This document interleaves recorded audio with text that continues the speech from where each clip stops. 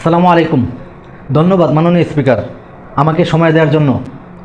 এই মুহূর্তে যখন আমি সংসদে দাঁড়িয়ে বক্তব্য রাখছি, ঠিক সেই সময় আমার এলাকায় টানা বৃষ্টির ফলে এবং নদী ভাঙ্গনের ফলে নদীর বাঁধ ভেঙে হাজার হাজার একর জমির ফসল পানির নিচে তলিয়ে গেছে এবং যেই ফসলগুলো ছিল আমার এলাকার কৃষকের সারা বছরের স্বপ্ন এবং কষ্টের পরিশ্রম।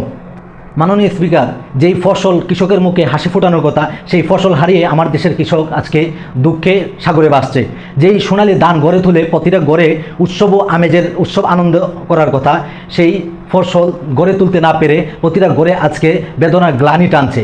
শুধু তাই না মাননীয় স্পিকার, প্রতিটা বছর আমাদের দেশের সরকার থেকে ধানের দাম নির্ধারণ করে দেওয়া হয়, কিন্তু আমার দেশের কৃষকরা সেই দাম কখনোই পায় না, বরঞ্চ তাদের এই পরিস্থিতির কারণে নামমাত্র মূল্যে তাদের ধানটাকে কম দামে বিক্রি করে দিতে হয়।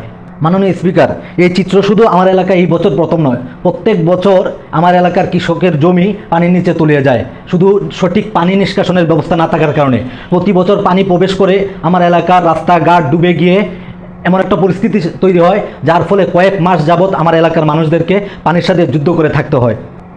তখন হাট বাজার, রাস্তাঘাট, স্কুল, হসপিটালগুলো পানির নিচে অধিকাংশ তলিয়ে যায়, যার ফলে শিক্ষার্থীরা শিক্ষা থেকে বঞ্চিত হয় এবং অনেক অসুস্থ রোগী চিকিৎসা সেবা না পেয়ে মারা যায়। বর্ষা মৌসুম শেষ হলে কিছু মাটি ফেলে দিয়ে বাঁধগুলা ঠিক করে দেওয়া হলেও সরকারিভাবে স্থায়ী কোনো সমাধান করে দেওয়া হয় না, যার ফলে আমার এলাকার এই মানুষগুলোর ভাগ্য এত বছর পরেও আজ পর্যন্ত পরিবর্তন হয়নি। মাননীয় স্পিকারের কাছে আমার অনুরোধ থাকবে, মন্ত্রী মহোদয় এবং যারা এর দায়িত্বে আছেন তারা যেন আমার এলাকার এই সমস্যাগুলো সমাধান করে দেয়। যদি খাল খনন করে পানি নিষ্কাশনের ব্যবস্থা করা যায় বা অভিজ্ঞ কোনো লোক দিয়ে যেন এর সমাধান করে, যাতে করে আমার এলাকার কৃষকরা প্রতি বছর এই সময়টাতে তারা তাদের ফসলি জমিগুলো রক্ষা করতে পারে।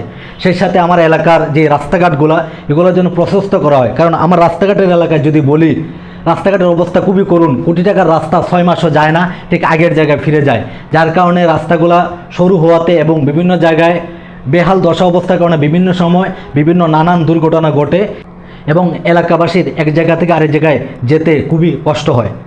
মাননীয় স্পিকার, আমার এলাকায় আরেকটা বড় সমস্যা হচ্ছে বিদ্যুৎ সংকট, যার কারণে আমাদের পুরো দেশেই বিদ্যুতের সংকট রয়েছে, কিন্তু আমার মনে হয় আমার এলাকায় সবচেয়ে বেশি বিদ্যুৎ সংকট, যার কারণে দেখা যায় সামান্য ঝড় বৃষ্টিতেই আমার দেশের বিদ্যুৎ চলে যায়।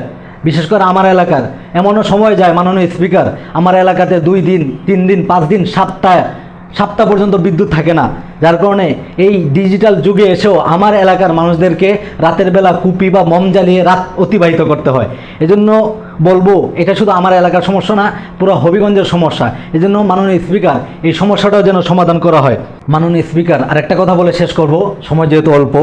আমরা বাটি অঞ্চলের মানুষ, হয়তো নিচু এলাকায় থাকি, এই জন্য হয়তো উপরে যারা থাকে তারা আমাদেরকে দেখে না, কিন্তু আমাদেরও কষ্ট আছে, আমার এলাকার মানুষগুলোও কষ্ট করে, বিশেষ করে এই মৌসুমে। তো আমি মাননীয় প্রধানমন্ত্রীর কাছেও বলবো, উনি যেন আমাদের এলাকার এই সমস্যাগুলোর দিকে একটু নজর দেন, কারণ বিগত যত বছর গিয়েছে আমার এলাকায় সারা বাংলাদেশে উন্নতি হলেও আমার এলাকায় তেমন উন্নতি হয়নি। আফসোসের সাথে আরেকটা কথা বলতে চাই, যে গত 20 বছর আমার এলাকার যারা এমপি হয়েছিল, যারা সংসদ সদস্য হয়েছে, তারা সবাই ছিল সরকারি দলে থেকেও আমার এলাকায় কেন এমপিরা ওইভাবে উন্নতি করতে পারেনি এটা আমি জানি না।